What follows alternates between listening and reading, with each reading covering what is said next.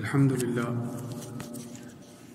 لله رب العالمين والعاقبة للمتقين والصلاة والسلام على نبيه الكريم. أما بعد فأعوذ بالله من الشيطان الرجيم. بسم الله الرحمن الرحيم. يا أيها الذين آمنوا كتب عليكم الصيام كما كتب على الذين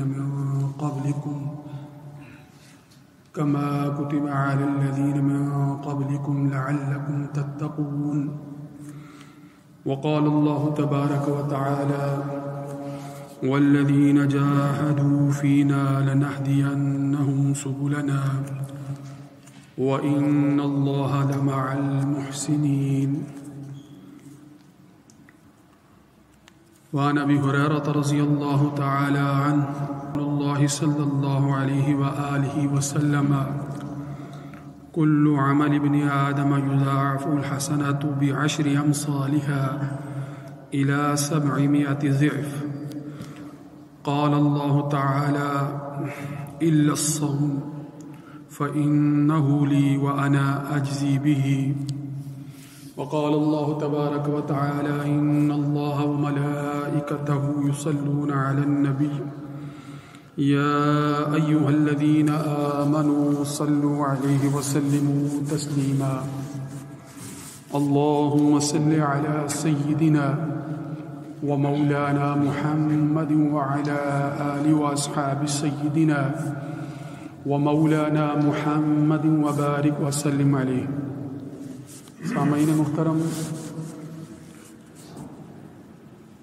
شعبان کے اس ماہ مبارکہ میں نصف شعبان کی نسبت سے ہم نے لیلۃ القدر کے موضوع پر گفتگو کی تھی، اور ساتھ ہی میں نے آپ کے سامنے یہ ذکر بھی کیا تھا کہ یہ ماہ ان مبارک مہینوں میں شامل ہے کہ جس کے اندر آپ صلی اللہ علیہ وآلہ وسلم رمضان کے واجب روزے تو رمضان کے مہینے میں رکھے جاتے ہیں، مگر اس کے علاوہ اگر کسی مہینے میں سب سے زیادہ روزے آپ صلی اللہ علیہ وآلہ وسلم نے اگر رکھے ہیں تو وہ اسی شعبان کے مہینے میں رکھے ہیں. اور اس قدر جو ہے وہ اہتمام فرمایا کرتے تھے کہ تسلسل کے ساتھ جو ہے وہ روزے رکھتے، اور روزوں ہی کی حالت میں یعنی اسی ماہ کے اندر روزے مسلسل رکھتے رکھتے جو ہے وہ پھر رمضان المبارک کے روزے جو ہے وہ ان میں داخل ہو جاتے تھے. یہ ایک طرح سے استقبال رمضان ہے کہ رمضان سے پہلے، رمضان کے مہینے کی آمد سے پہلے، اس کے شروع ہونے سے پہلے ہی اپنے آپ کو رمضان کے روزوں کے لیے تیار کرنا. یعنی پورا سال انسان مختلف مصروفیات کی وجہ سے جو روزے کی عبادت ہے اس میں اس طرح سے منسلک یا منہمک نہیں رہتا. کبھی کبھار جو ہے وہ مختلف فضائل کی بنیاد پر مختلف دنوں کے روزے رکھ بھی لیتا ہے، مگر پورا سال جو ہے وہ جس طرح سے گزارتا ہے تو کھانے پینے کی جو عادات اس کی بن چکی ہوتی ہیں یا دیگر روزمرہ زندگی کے معاملات میں جس طرح وہ منہمک رہتا ہے، اس کی وجہ سے روزے کی عبادت جو کہ مجاہدے والی عبادت ہے، جو کہ تھوڑی سی مشقت والی عبادت ہے، جس میں انسان جو ہے وہ زیادہ کہہ لیں کہ تگ و دو محنت اور مشقت اور توجہ اس میں درکار ہوتی ہے، اور اس میں جو ہے وہ بھوک اور پیاس کی جو شدت اس کی وجہ سے بہت سے اعمال میں ضعف بھی جو ہے وہ پیدا ہوتا ہے.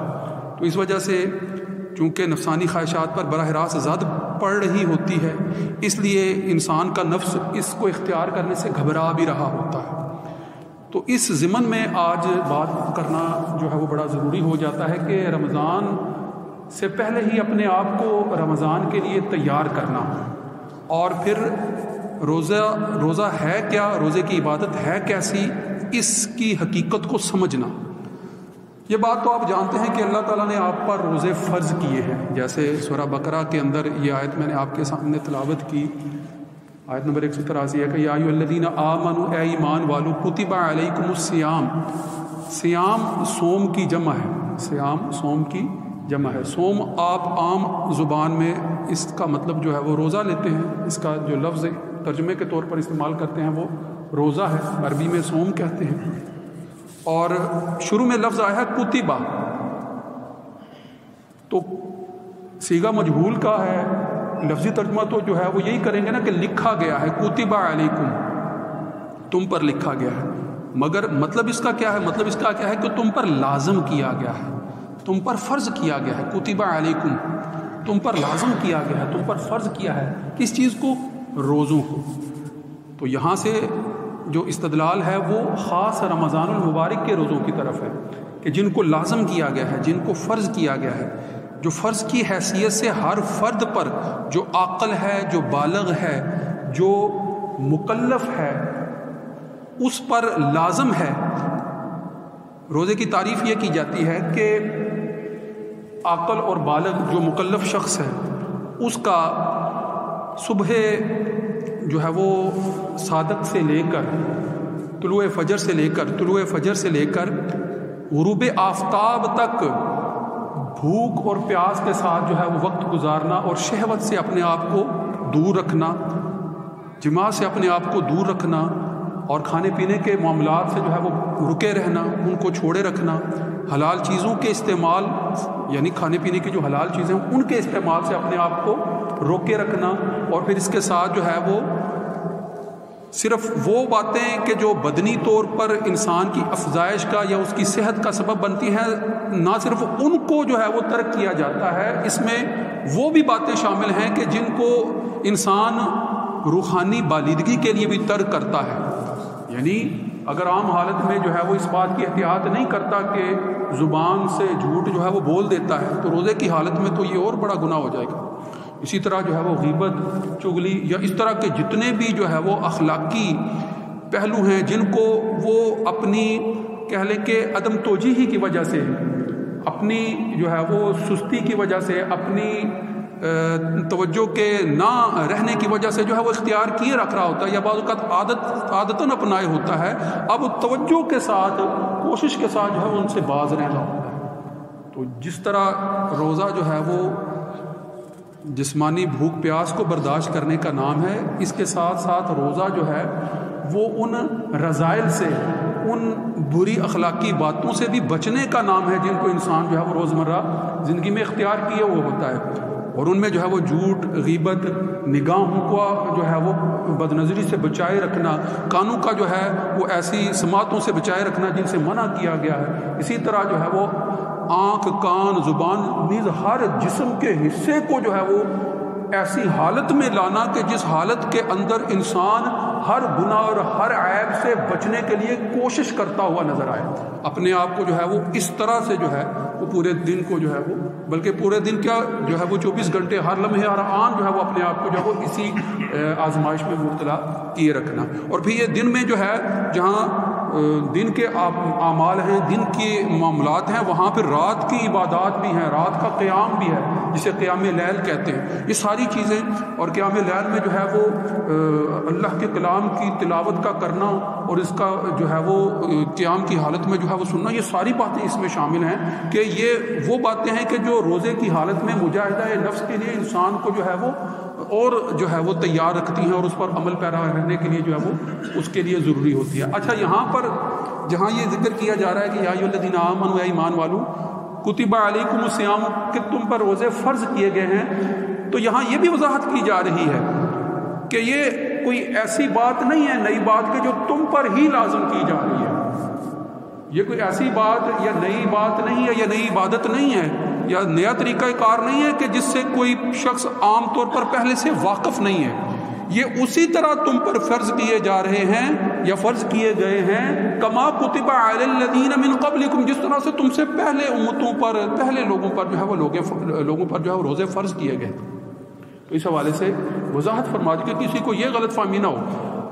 عموماً جو بات مشکل ہوتی ہے، جس پر عمل پیرا ہونا مشکل ہوتا ہے، لوگ ہیلے بہانے تلاش کرتے ہیں کہ کسی طریقے سے اس سے بچا جا سکے، اس سے جو ہے وہ چھٹکارا حاصل ہو جائے. تو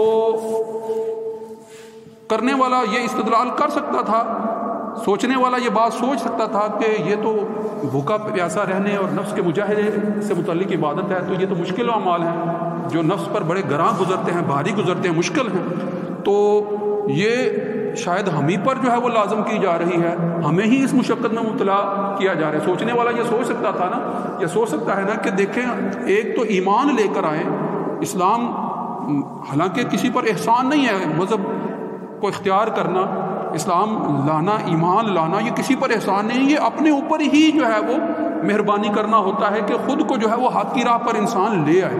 یہ کسی پر احسان تھوڑی ہوتا ہے کہ میں ایمان لے آیا۔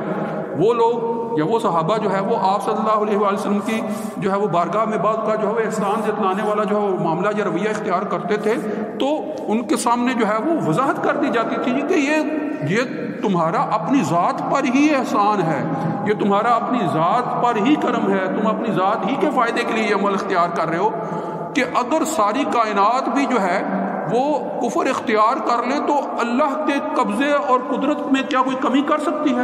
اللہ کے اختیار میں اور اس کی قدرت میں جب پوری کائنات مل کر بھی کوئی کمی نہیں کر سکتی، تو کسی کا ایمان لانا یا نہ لانا اللہ یا اللہ کے رسول کو نقصان پہنچانے والی بات نہیں ہے۔ ہاں، ایمان لے آنا انسان کے خود ہی اپنے فائدے میں اپنے آپ کو لانے والی بات ہے۔ تو جب اس بات کی طرف آپ غور کریں گے تو پھر پتہ چلے گا کہ ہاں نفس جو ہے وہ ابھارتا ہے، نفس جو ہے وہ اس طرف لے جاتا ہے کہ ہاں یہ جو عمل کیا جا رہا ہے یہ نفس کے لیے گراں ہے، تو اس کے لیے مشکل ہے، تو وہ اس طرح سے ہیلے کرتا ہے، بہانے کرتا ہے کہ شاید یہ کام جو ہے، یہ مشقت جو ہے وہ ایمان لانے کی وجہ سے یا اسلام لانے کی وجہ سے یا مسلمان ہونے کی وجہ سے جو ہے وہ اختیار کرنی پڑ رہی ہے۔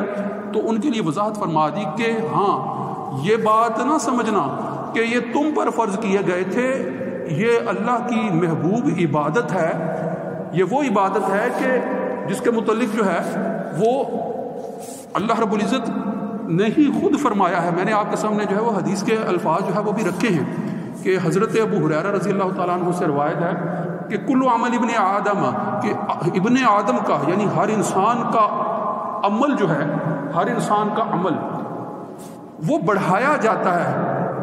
کتنا اس کا اجر بڑھایا جاتا ہے؟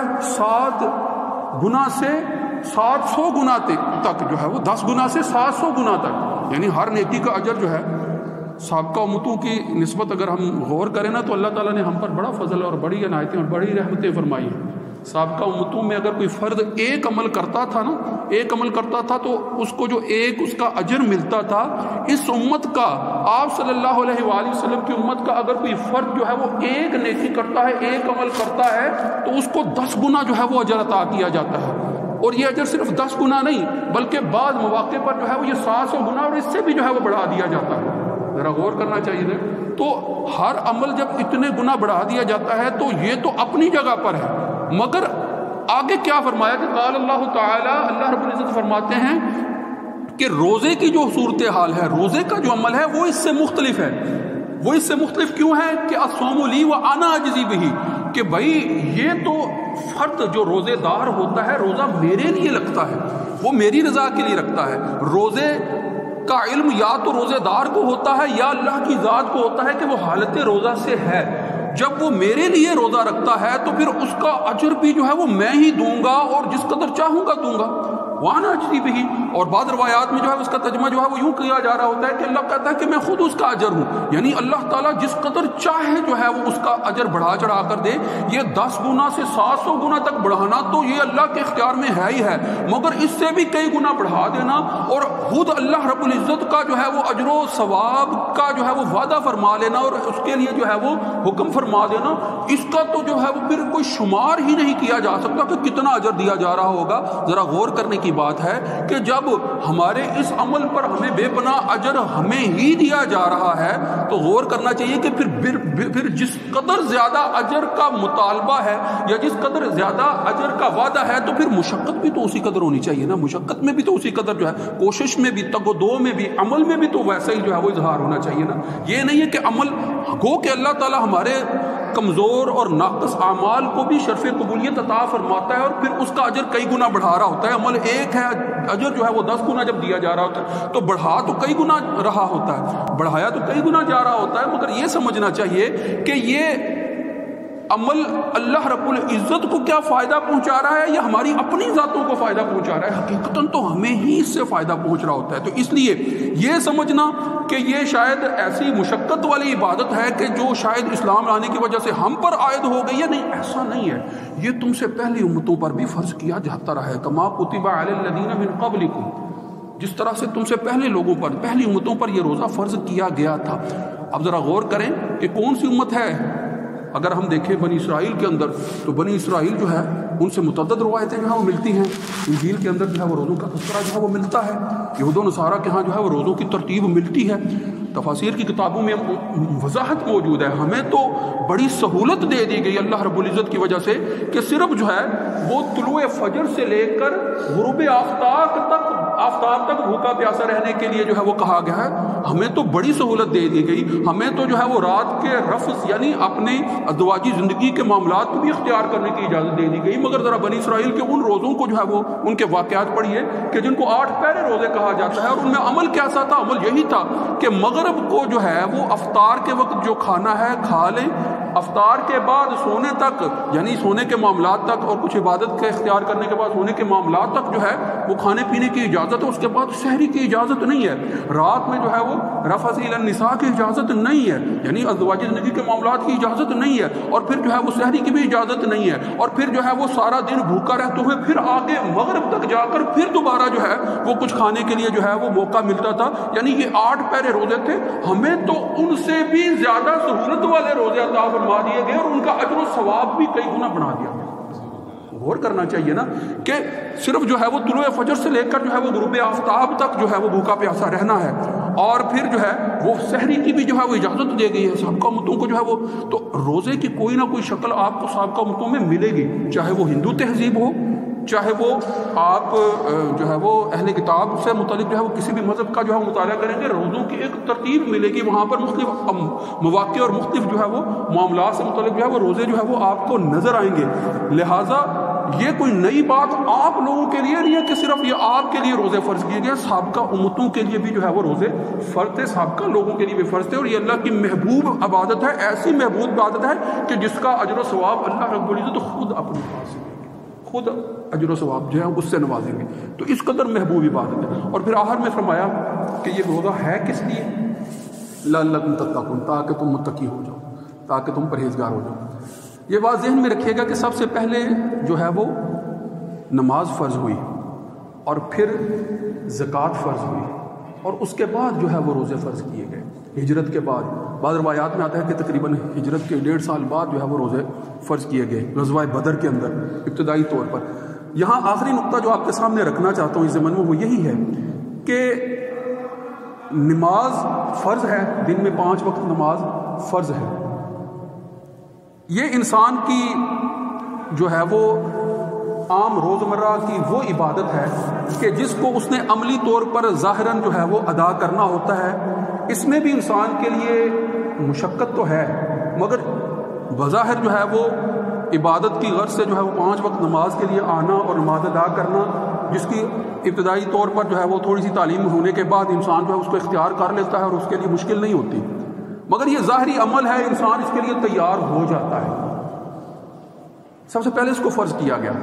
پھر اس کے بعد جو ہے وہ زکوٰۃ کو فرض کیا گیا، جو کہ مالی عبادت ہے. مالی عبادت ہے. انسان جو ہے وہ ظاہری طور پر تھوڑا بہت کسی کی مدد کرنی ہو، کام کرنا ہو یا ظاہری عمل کرنا ہو، اس سے جو ہے وہ گھبراتا نہیں ہے.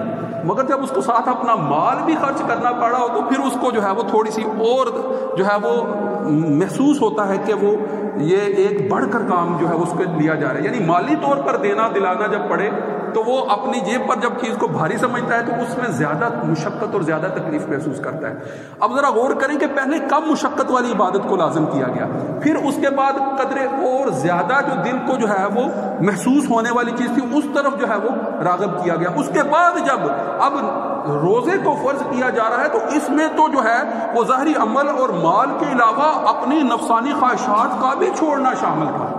اب اس کو جب لازم کیا جا رہا ہے تو اس کا مطلب ہے کہ اللہ تعالیٰ جو ہے وہ تمہیں مجاہدے میں، تمہیں مشقت میں، تمہیں کوشش میں اور بڑھانا چاہتا ہے. اور اس آیت کو ذرا سامنے رکھیے گا کہ والذین جاہدوا فینا لنہدینہم سبلنا، کہ وہ جو ہماری طرف مشقت کرتے ہیں، محنت کرتے ہیں، جاہدو یعنی محنت کرتے ہیں، مشقت کرتے ہیں، فینا ہماری طرف، یعنی اللہ کا قرب حاصل کرنے کے لیے، اللہ کی رضا کے لیے جو کوشش کرتے ہیں، مشقت کرتے ہیں، محنت کرتے ہیں، اپنے آپ کو محنت مشقت میں جتنا بڑھاتے ہیں تو لنہدینہم سبلنا، تو پھر ہم اپنے راستوں میں سے یعنی جنت کے راستوں میں سے کسی راستے پر اس کو لگا دیتے ہیں، لنہدینہم، ان کو ہدایت دے دیتے ہیں۔ اور وَإِنَّ اللَّهَ لَمَعَ الْمُحْسِنِينَ، بے شک اللہ تعالیٰ احسان کرنے والوں کے ساتھ ہے۔ وآخر دعوانا الحمدللہ۔